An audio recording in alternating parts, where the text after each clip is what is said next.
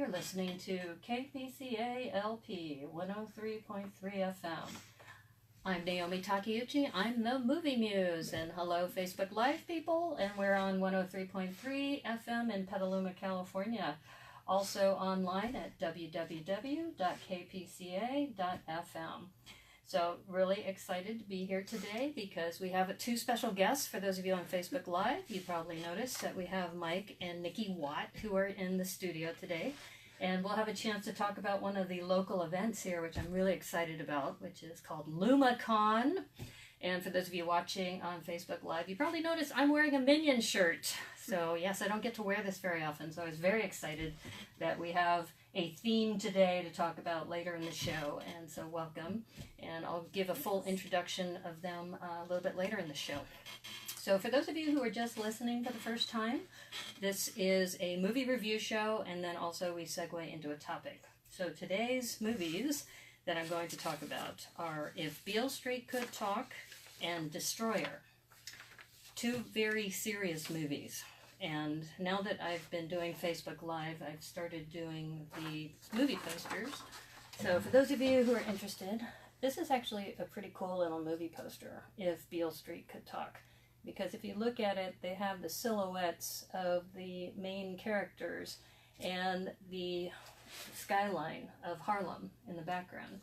So I don't know if you've had a chance to look at the movie posters, but yeah, and one of the things that I like about now being on Facebook Live is that we have a chance to show some of the video, and dun, da, da, da, we can now show these on channel 26, because now we have the method to download the video from Facebook, convert it to MPEG streaming format. So then that way our channel 26 is happy with the format too. So we've just started doing that. I currently have one episode that is currently continuing on 6 o'clock p.m. every day, channel 26. But as I start converting more and more of these episodes, in fact, I'm going to try to get this done early because I know your LumaCon's coming up this weekend. So this, If Beale Street Could Talk. So one of the things about this movie and the reason why I wanted to watch this, some of you may remember that the Movie Muse, I had my Golden Globe predictions, and I did not vote for Best Supporting Actress of any film because I didn't see any of them at the time. So at the time we had Amy Adams for Vice, we had Claire Foy for First Man, we had Emma Stone for The Favorite, Rachel Weisz for The Favorite, and then Regina King for If Beale Street Could Talk. So as I was watching this film, so for those of you who are not familiar with the film, it takes place in the 1970s. It's based on a book by James Baldwin, so a famous writer who has done quite a few things. And If Beale Street Could Talk is a very reflective piece about African Americans in 1970s Harlem, and it follows the life of Tish specifically and Fonnie. So Tish is played by Kiki Lane, and Fonnie, or Alfonso Fonnie Hunt, is played by Stephen James.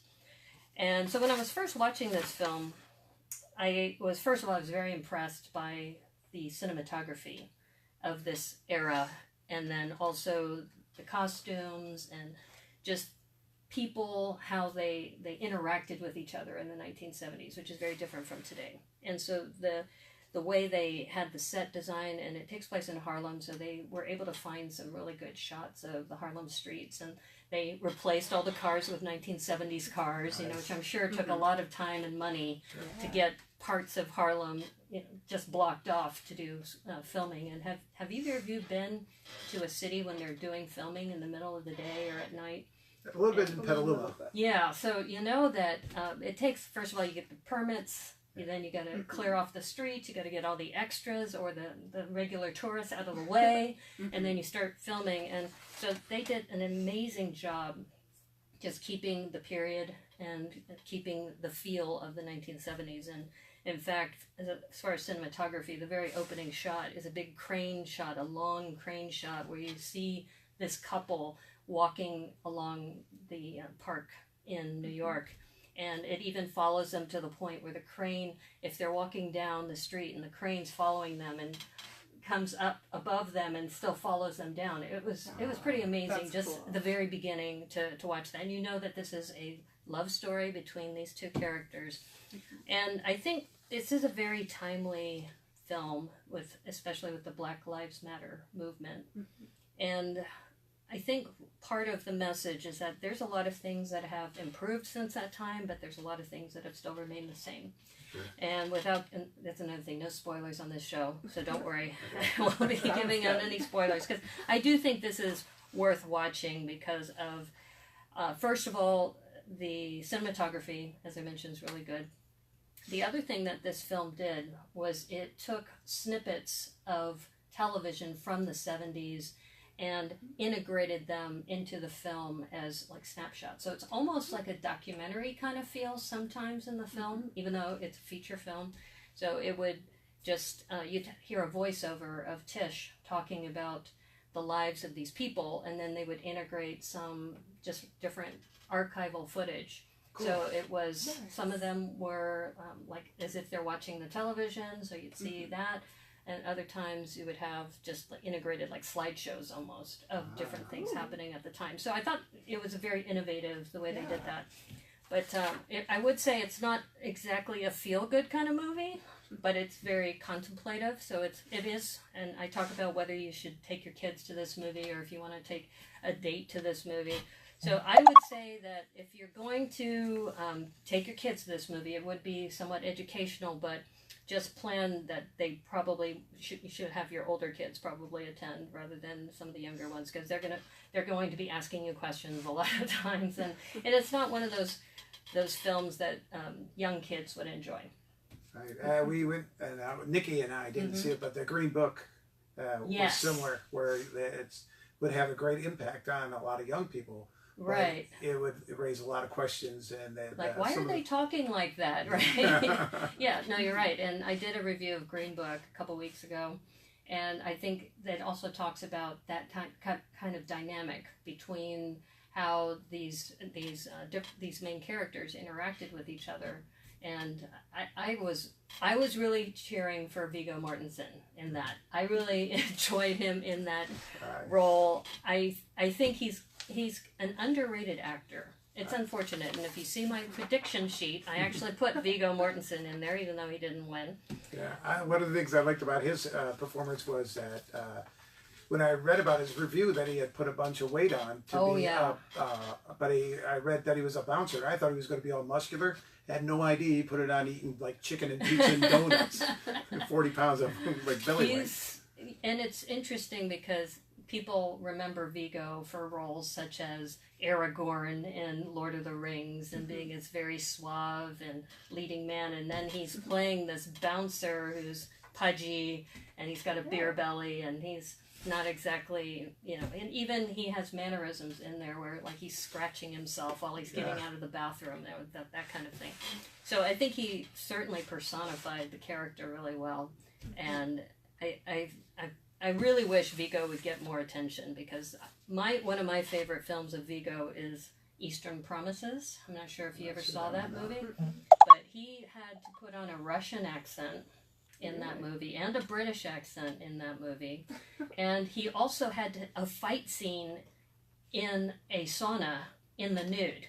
So and he had all these tattoos on because he was a Russian guy, and so I think he got nominated, but he never got an award. But I'm just saying he's an underrated actor. He needs more attention. So all right, so going back to if Beale Street could talk, oh no, don't be sorry. In fact, I appreciate when you have comments about other issues here. So Stephen James, who plays Fonny in this role, it was really endearing. And one of the taglines, and the reason why I like using the poster is that I don't really consider these spoilers if you're talking about something that's in the poster or if you've seen in a trailer. So this whole idea is trust, love all the way is the tagline for this film.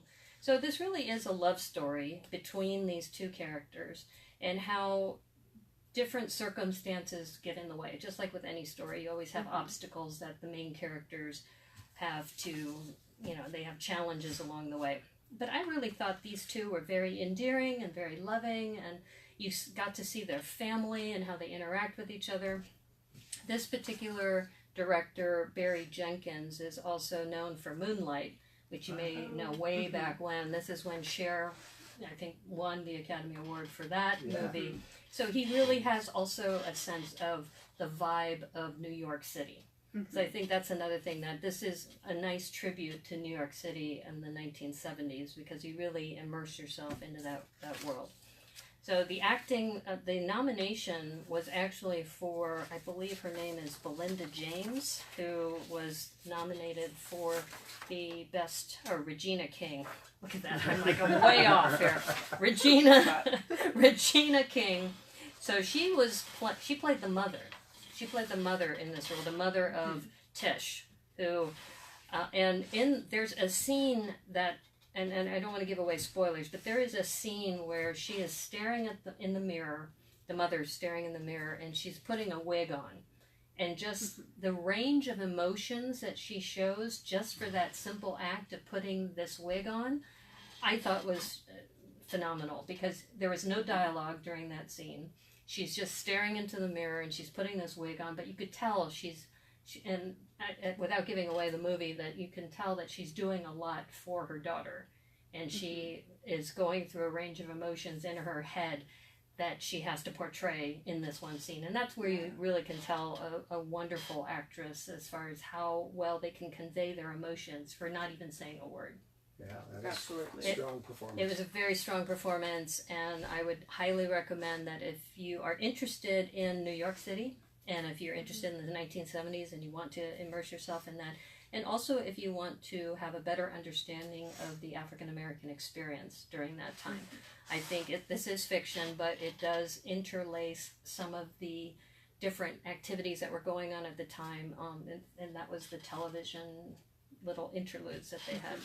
So I give this one a 4.5, mostly because the storyline's really good, the acting is really good, the cinematography is wonderful, and I can't really see a whole lot of flaws in this, except for maybe the pacing. The pacing's a little slower, so for those of you who are into action movies with there's no explosions in this, so don't plan to go to this movie thinking that you're going to get this roller coaster, right? This is really it's a love story piece, but also with a little twist of the experience. Maybe just some emotional explosions. And yes, I will say there are emotional explosions in here, and that there is, in fact, let me look this up real quick. There is an actress who is in this who has a very small role, but she does an amazing job. And her name is Emily Rios. Her character is Victoria Rogers. And so she is a character who has been an accuser of Fani of committing this particular crime.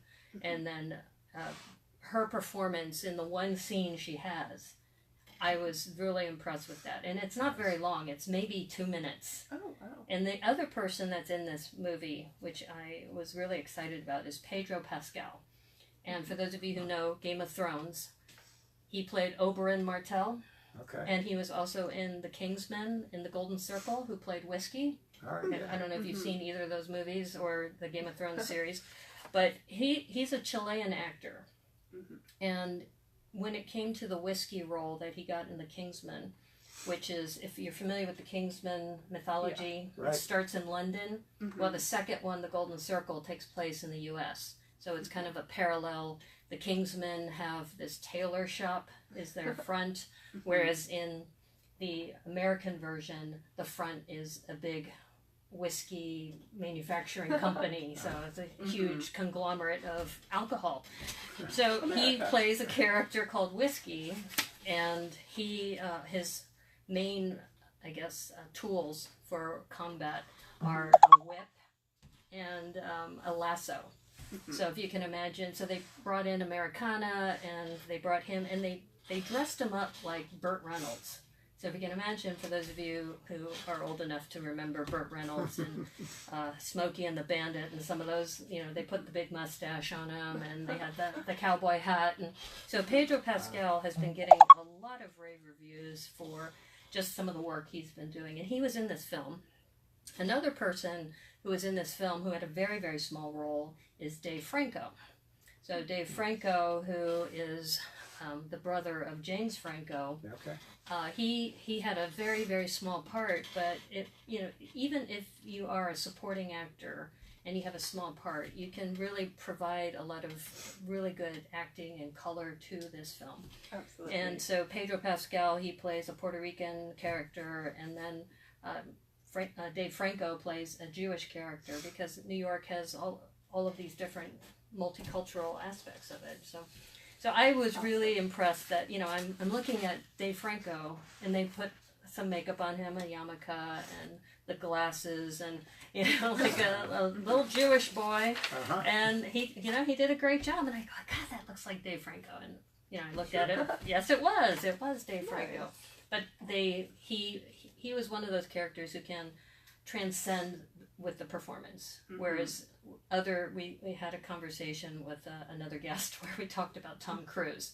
That when you see Tom Cruise in a movie, it's Tom Cruise. Yeah. Especially when you cast him in a movie like The Last Samurai. It's like, yeah, that's Tom Cruise. That is not a samurai. I'm sorry. So, okay. Not convincing. Not convincing. All right, so moving right along. So thank you, by the way, for adding to the conversation. The next movie that I saw, which I was so excited to see this, is Destroyer. And for those of you looking at the movie poster, yes, that is Nicole Kidman. And she looks god-awful. Yes.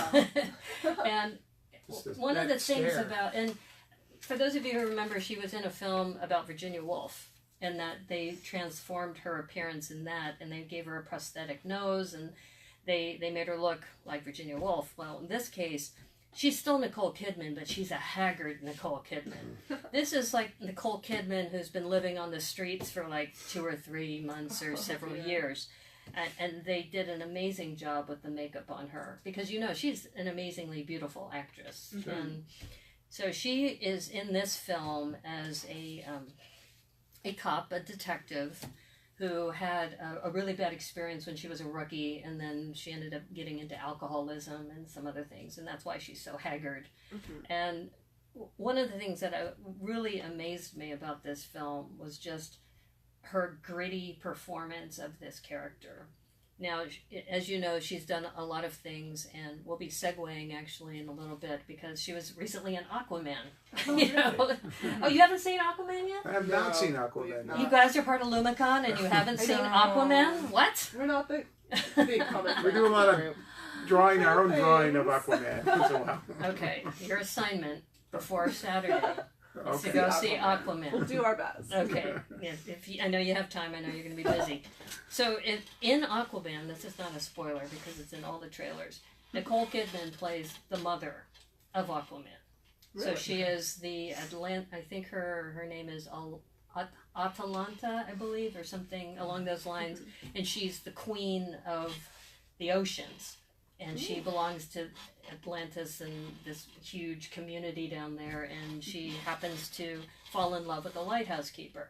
And so they have Aquaman, and that's kind of the mythology behind all of that. So in that movie, she's amazingly beautiful, even when she's in combat. And there's some combat scenes where she has to do some fighting, and you're just thinking, that's Nicole Kidman, doing like different hand-to-hand combat things with spears. And so I was really impressed when they had her do that. And when I was reading a piece about Aquaman, they said that when Nicole Kidman was asked to do this, she said she wanted to have some role where she could do some hand-to-hand combat. And it's like, okay. And something that's very similar to like mythology, right? That often gods would, hook up, I guess, with mortals, and then they get some kind of hybrid. They have a hookup. Yeah, I mean, Marvel's a big fan of just like taking random elements of mythology and adapting them kind of as they please. Sure. So makes sense. Right. So but that was Aquaman. So in this film, to see her in the same year come out with Aquaman and then this film Destroyer, where and even her voice. She really worked hard on making her voice really haggard and raspy, and just she's been through a lot, and she's she's struggling with some of the decisions that she made in her past. So like I said, I'm trying not to give away any spoilers, but this I want to give you this quote that's actually on the movie poster. So, nothing Nicole Kidman has done in her career can prepare you for Destroyer.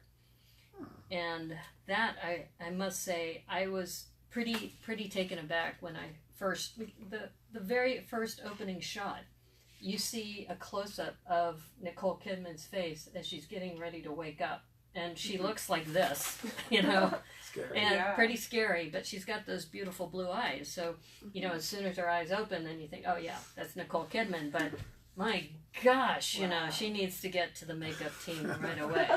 Yeah. Is she wearing a lot of prosthetics, do you think? No. Or is it just no, makeup? it's makeup. It's makeup. It's makeup, and maybe for the bags under her eyes, maybe they put some prosthetics there, but I don't think so. I think it's all makeup. A lot with, because I did a show recently at my school where we did like a haunted house type thing. You can do so much with just stage makeup. Like, exactly. Not even prosthetics. It's insane. And you know, her skin looked all weathered and wrinkled, and just and so she didn't wear a lot of. When you do a role like in Aquaman, you know, she'd have rosy cheeks and, you know, this glow to her. She's not glowing in this. I can tell you, she is not glowing in this. And even the way she walks in this film, because I was talking about hand-to-hand combat for Aquaman, so she does some hand-to-hand combat in here, and it's vicious. I mean, she pistol whips people with a gun in a couple scenes. Jeez. Yeah, and you're just like going, whoa, okay, Nicole Kidman, remind me never to upset you, especially when you're playing this role. Yeah. Now, I wonder, like, if you get into that makeup, does that help you get into that character? Like, you think so. Like, I think so. You're feeling that intensity of your appearance. Yeah, I think that in this particular role, and this goes back to really good actors, that when they can present themselves in a way that you don't even expect her to be playing in this role.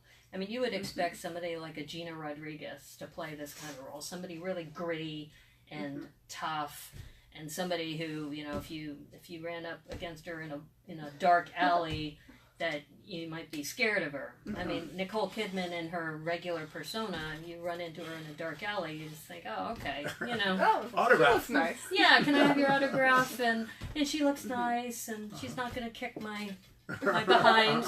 You know, this character, though, trust me, you do not want to run into her in a dark alley. So you're saying she's more convincing in this role than Tom Cruise was in that previous role that you mentioned? Let's not talk about Tom Cruise again. Let's not wash that out of our minds.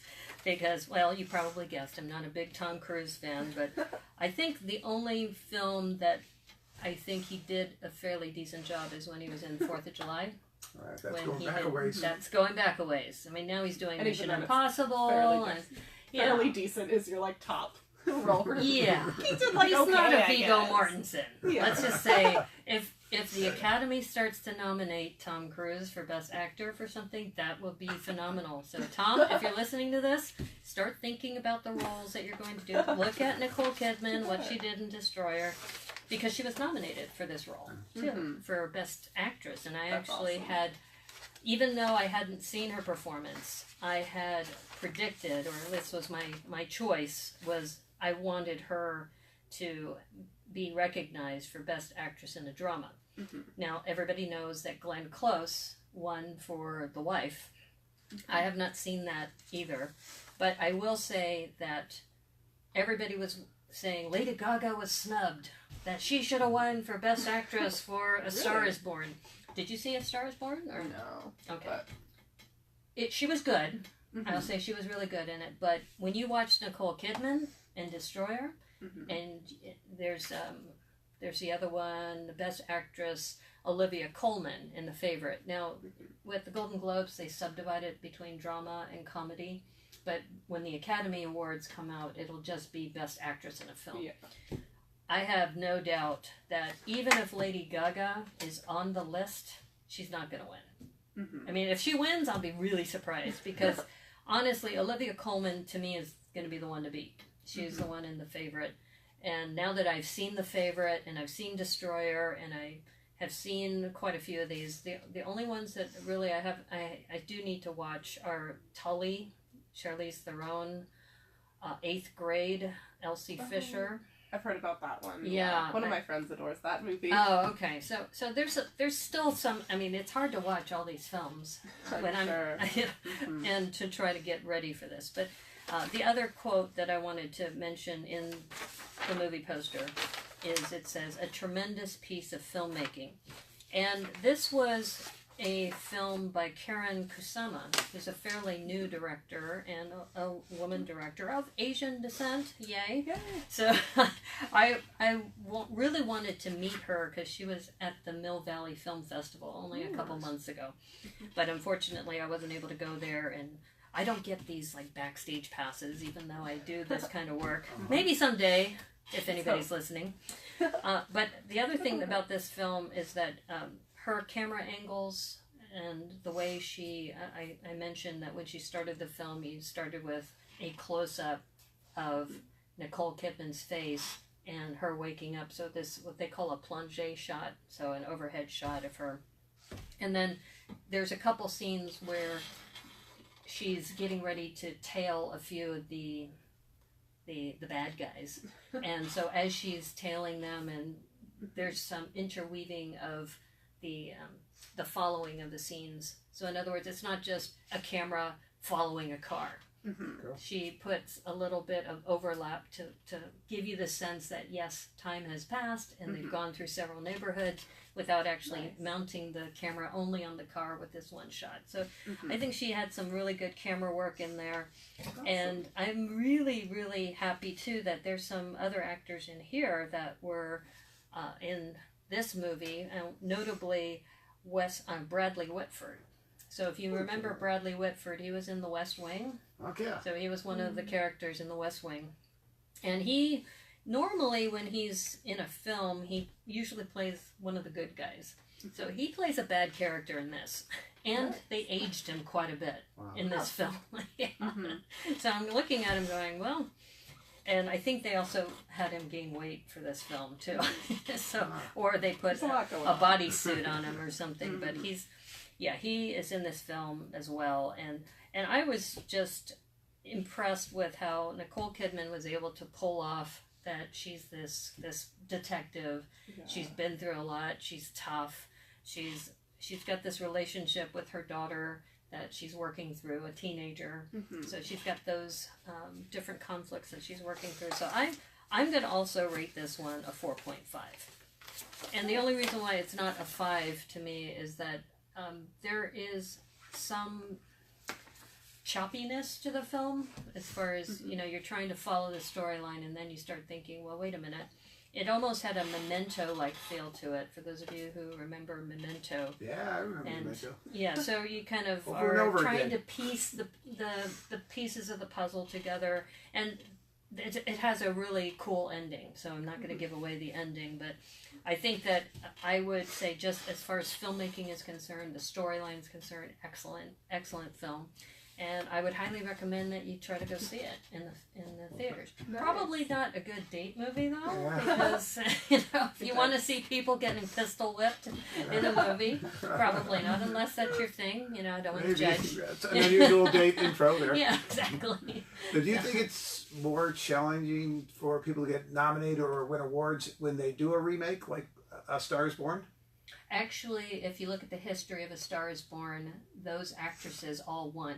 So Barbara Streisand won when she did A Star Is Born, and Judy Garland won when she did A Star Is Born. So everybody was predicting, oh, here we go. We got another remake of A Star Is Born, and Lady Gaga is sure to get it. Well, normally that would be true. And people are saying she's been snubbed because she's a musician and she's not really an actress. Well, Barbara Streisand was a musician too. Right, true. And Judy Garland was also, a really good vocalist. She also did, The Wizard of Oz and some other things. But if you think about what Lady Gaga has done, she really has become an actress because she was also in the American Horror Story series. Oh. And she played the Countess, I believe was her character in Hotel. So if you're familiar with the American Horror Story series, what's nice about the American Horror Story series is that it's an ensemble cast. Mm-hmm. So they keep coming back, but they just take on different characters, and then there's just a different theme. So the first one was about this haunted house. Mm-hmm. Second one is an asylum. The third one was about witches. And I'm trying to remember, the fourth one was Freak Show, which was a traveling circus. Mm-hmm. And I believe it was the fifth one that had to do with this hotel and vampires. And that was the one that Lady Gaga was in. Nice. And so she got critical acclaim for that. She won some Golden Globes, I believe. And so she's come into her own to be an actress. So I will give her props for that. And just to be nominated, that's an honor in itself. Absolutely. But look at who you're up against this year. You're up against people, and the nominations for the Oscars haven't come out yet, but just in looking at the Golden Globes, I don't think she was snubbed. I really think some of these other performers did a better job. And I did not see Glenn Close, but just looking at the list, Nicole Kidman definitely did a better job, I think, than A Star is Born. I have not seen Melissa McCarthy in Can You Ever Forgive Me, but Melissa McCarthy has amazing range. Yeah. I mean, she can do comedy and she can do dramatic. And Rosamund Pike is in this too, in A Private War. Mm-hmm. So I would say, Lady Gaga fans, relax. Because Lady Gaga got recognized. But she also needs to do some more work, because look at what, Nicole Kidman has been around for decades. Yeah. Mm-hmm. I remember when she was in with Tom Cruise, he keeps coming back. He keeps coming back in that Days of Thunder. That was like one of her first roles, was in Days of Thunder. That's how they met, and they fell in love, and all that fun thing. Right. But and Glenn Close, man, she's been around forever. Ever since the rabbit in the pot kind of thing. A little way back, like Michael Douglas. Michael Douglas, and it's going to come to me, but she was a stalker in that film, and it was a not the frightening story. Person. Yes, it was, and I used to have a pet rabbit, so that rabbit scene was not fun. No. Okay, so with that, I'm going to say 4.5 for both Destroyer as well as If Beale Street Could Talk. Once again, probably not movies you want to take your kids to necessarily. Maybe teenagers, it would be okay, but probably not your younger kids. And if you're dating somebody for a while, then that would probably be good. Probably not good for a first date though with somebody. It's like I said, pistol whipping, and it depends on the date, right? Who am I to judge? Okay. Sound advice. So with that, let me do another call signal. You're listening to KPCA LP 103.3 FM. www.kpca.fm. I just need to grab a tissue real quick. Oh, okay, sure, that's fine. Scoot off the camera for a second. Yeah, we're on the radio, but if you want to do that off screen, then she stepped aside for just a second, but she'll be back. And in fact, that's part of what we're doing. We're entering into the second half of the hour. And for those of you on Facebook, thank you for tuning in to the Movie Muse. And also, as I mentioned, you can listen to us if you're driving in the car on the way back from something and you're going, gosh, I really love this show. How can I keep listening? Well, guess what? You can tune in to www.kpca.fm and just listen to it in the background while you're doing your errands around the house. How cool is that? Nice. So with that, I'm happy to introduce our guests. And I'm glad to say that I found out about this from our station manager, our general manager here, Don Lewis. And he sent me an email and he said, hey, what are you doing this Saturday? Because, we need some people to maybe do some filming, and would you mind volunteering for that? And it's called Lumicon. And so I went on the internet, went to lumicon.net, right? Yeah, lumicon.net. And so feel free to do that while we're talking right now. And I said, this is like Comic-Con in Petaluma. Exactly. How cool is that? And that's why I'm wearing the Minion shirt today, because this would be perfect to wear at Lumicon. Definitely. Yes. As well as 100%. I have a Hello Kitty shirt and some other things. And in fact, thank you everyone for coming to work the co-op right down here on Keller Street because we had a fundraiser. Oh. And Dominic Del Bene and myself and Darian were all helping to raise money. We had a couple programmers in the audience too, so thank you everyone. So we raised, I think it was $450 or so dollars. So thank you. That all comes to the station for people who had attended that event. It was a lot of fun. It was crosswords. Ooh, it was a guy who does, I think his name's Zach Sherwin. So he was the host, and we had 3 other comedians, and they had this big crossword puzzle that they had to solve. And of course, they were using their comedy and answering a lot of this, and it was a lot of fun. But the cool thing is Zach Sherwin is an amazing rapper. So he was rapping. Oh. He had, in fact, if you go to the KPCA Free Range Facebook page, I had recorded his entire rap. It's about 3 minutes and 30 seconds. And his rap at the very end of the show is all up there. Wow. So check that out. Just freestyling, or did he come prepared a little bit? Oh, I'm sure he came prepared for that. Right. Because he pretty much took the entire crossword puzzle that had been completely filled out, and he did a rap to all the answers. Wow. Yeah, it was pretty impressive. So, really cool. And it's on the KPCA Free Range Radio Facebook page. So I posted that the other day. So let me introduce to you who's in the studio today. We have Mike and Nikki Watt who are here. Hello. And Mike was born and raised in Michigan and moved to Northern California in 1979 and living most of that time in Petaluma. True. He's the father of 2 daughters. One of them is here, as you can see. And after a variety of wonderful jobs, he went to the JC, so Santa Rosa Junior College, as well as Sonoma State, and to get his teaching credential. And then he started teaching in 2005. And presently he's teaching the middle school here at Cherry Valley in Petaluma.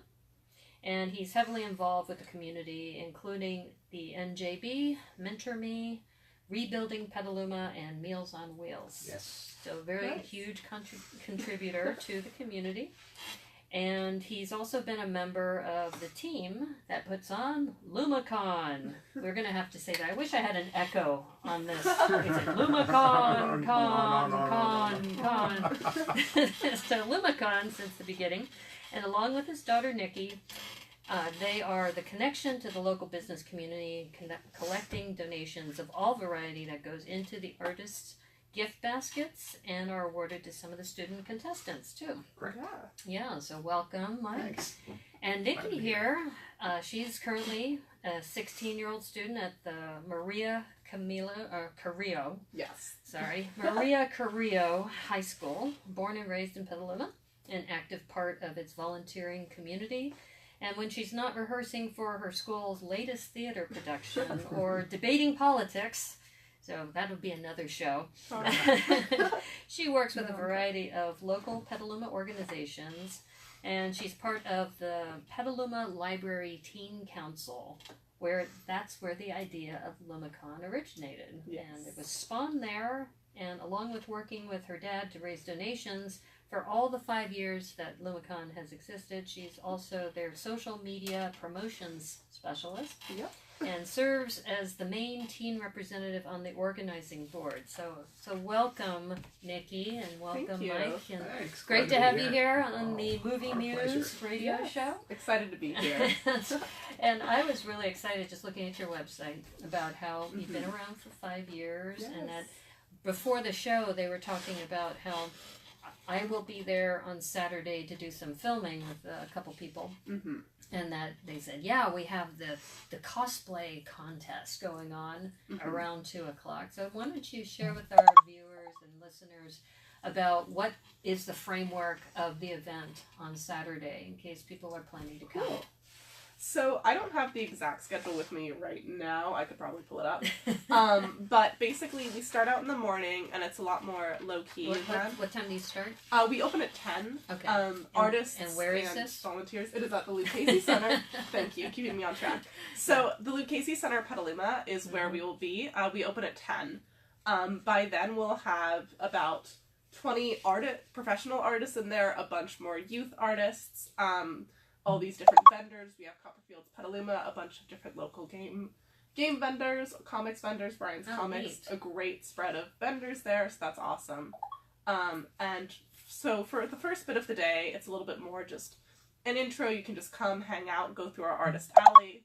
Then as the day goes on, we have a few chalk talks, which are basically panels with the artists. So we're going to have one or two of those, and those will be where the artists can like show you their process for drawing, how they do art, stuff like that, which is awesome.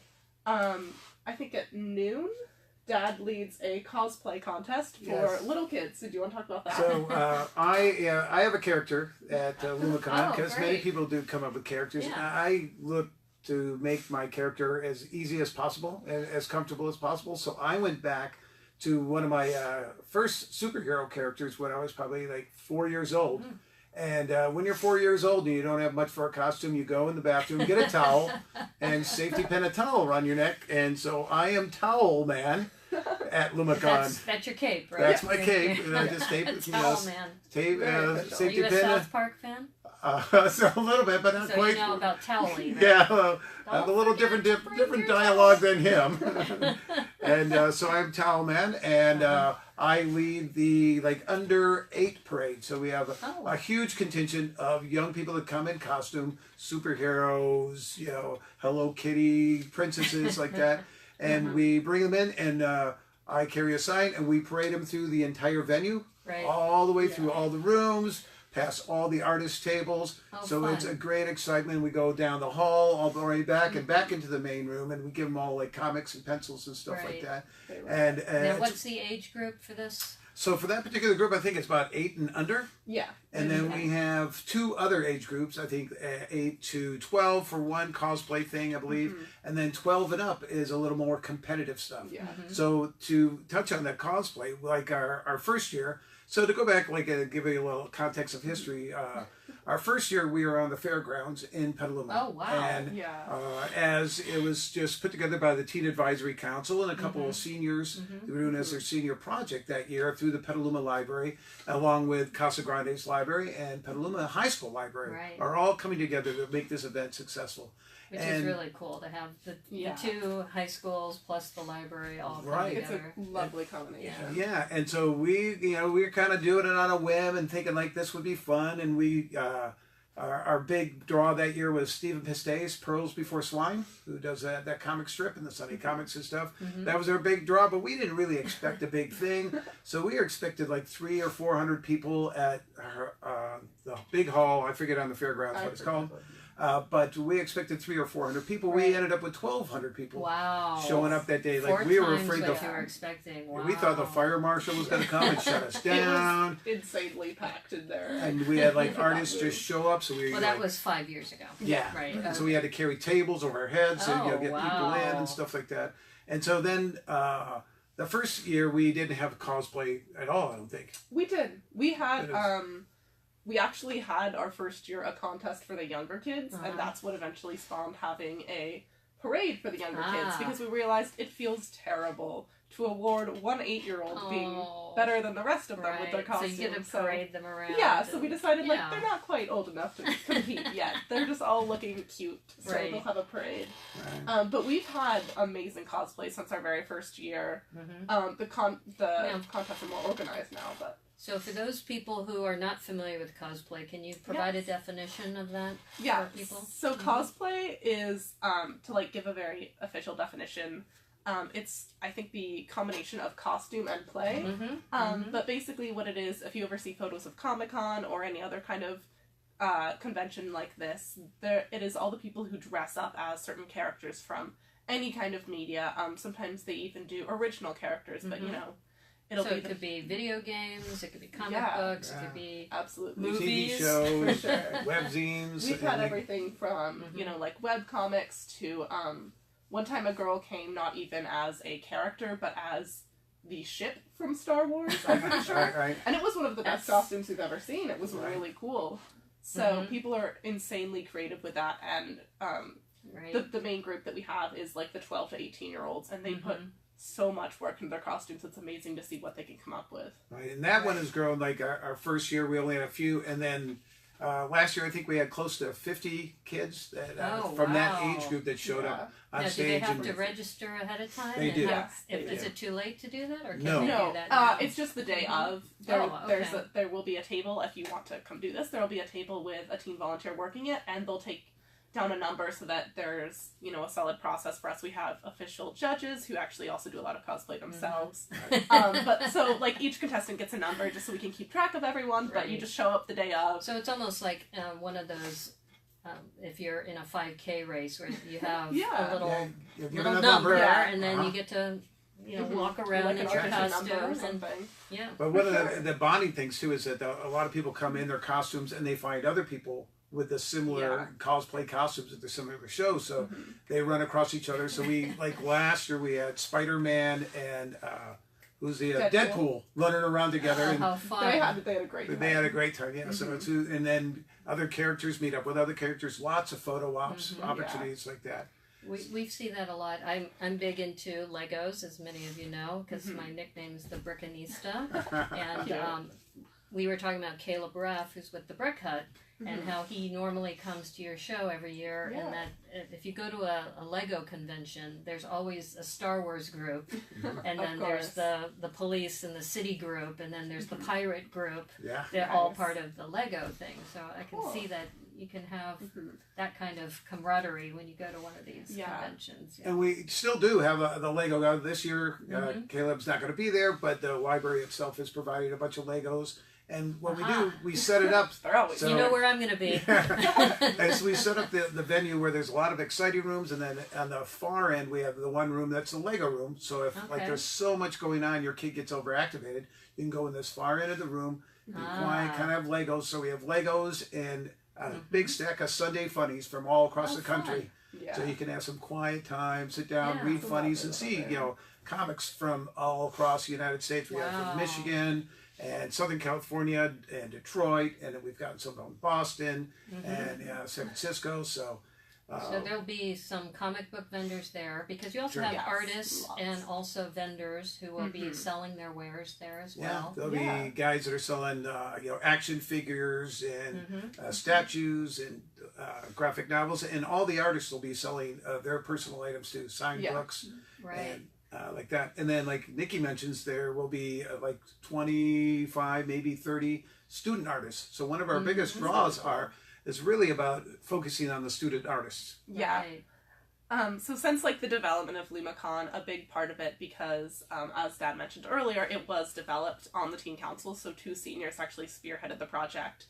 And a big part of what we wanted to do was make sure that young artists had an opportunity to showcase and sell their art in a really professional and way that was taken much more seriously than young artists normally are, like in person. So LumaCon has always had that element of youth artists sitting. The youth, right? Yeah, so it'll be really awesome because they're sitting like at a table right next to a professional artist. They can get advice from them. They can talk to them, kind of be super friendly, make new friends, and I think that's a really inspiring way. And it's great because so often young artists can be kind of dismissed or not taken seriously because of their age. Yeah, because of their age. But we've had some super amazing people come through our doors, and we still have amazing artists there every single year, and it's really cool to see, especially vendors, not vendors, well, the vendors are awesome, but the artists who also grow and change with us every single year. So there's like a TAC member that I know who's been doing art there for a while. One of the girls who was really, really popular the first year we did LumaCon, Izzy. She went on, Izzy, yes. She went on to Davis, I think, UC Davis. Oh. So she's now syndicated at UC Davis for the same comics that she was selling 5 years ago at the first LumaCon. So now, being able to see that growth is awesome. When you talk about artists, are they primarily drawing and painting artists, or do you also have fabric artists? Because I was mentioning to them before the show started that I've been to Animazement, which is an anime convention that's in Raleigh. That's where I lived at one point. Nice. And that they had artists who were even doing costumes. They were creating their own costumes, like hats and other things that you could add to your costumes. And so are some of your artists doing that too? Have any of that? Jewelry? Well, we've had elf like ears the ears, the elf ears, Yeah, like right. wire twisted elf Or ears. prosthetic noses. And we've had like clay and sculpey kind of stuff. Yeah. Okay. Different jewelry, but a lot of it is hand drawn. Yeah. Right. Kind of art. So or some do you of also them doing have computer generated art as well? not We have students people so much. who do digital art, computerized. Some of the oldest teens who have, you know, like Paint Tool Sci or whatever programs they're using Right. to create their own art will create, you know, the prints in a very professional manner. So it's awesome to see that. But for the most part, they are. That's something we should talk about as well. Mike was showing off his shirt. Yes. So this is our official logo for the year. And one thing, for those of you who may not be able to see it, it's a basket full of eggs, and one of the eggs has a mask on with, and it's got an egg like superhero logo on it. Yeah. It says LumaCon 2019. Yeah. And our logo each year is drawn by a student. Oh, wonderful! In school every year for the last 4 years. This is created 5 years.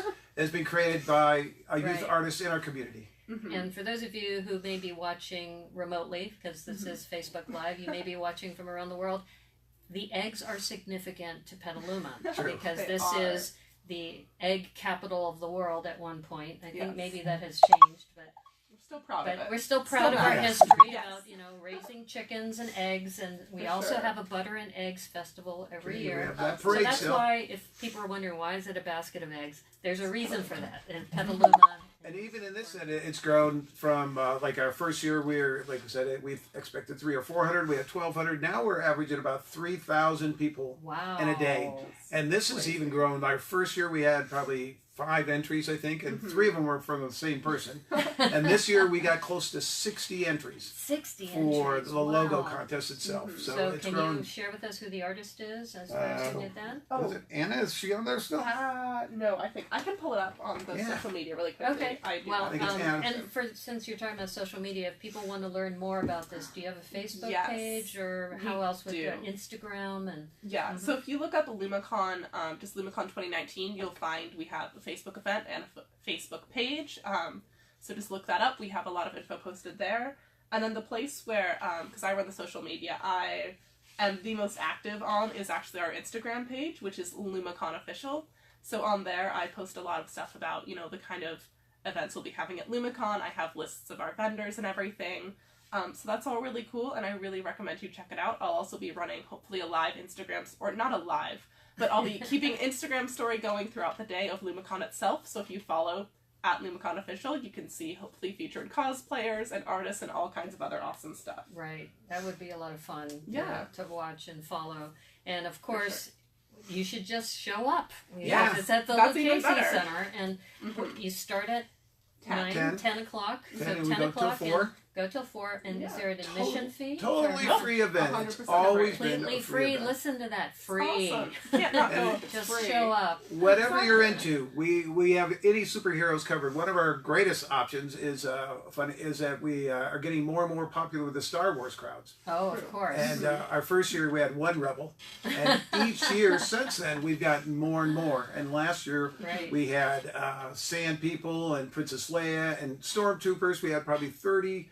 501st and Rebel Legions guys all together there, and they'll be back there this year.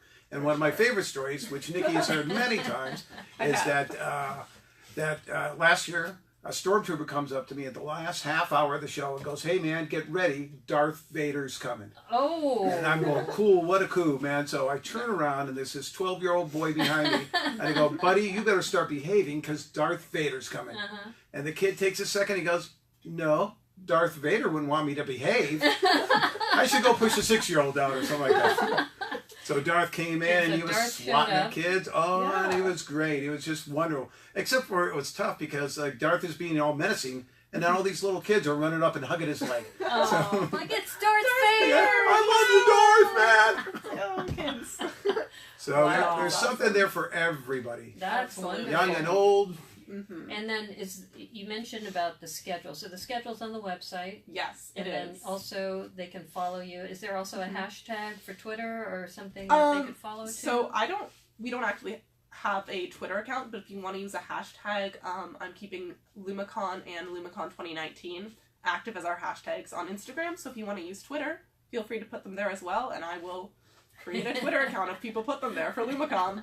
We'll do it if people want it. Right. So well, I think there's, now that we're in this age of social media, I mean, look, we're doing a Facebook Live session. Yeah.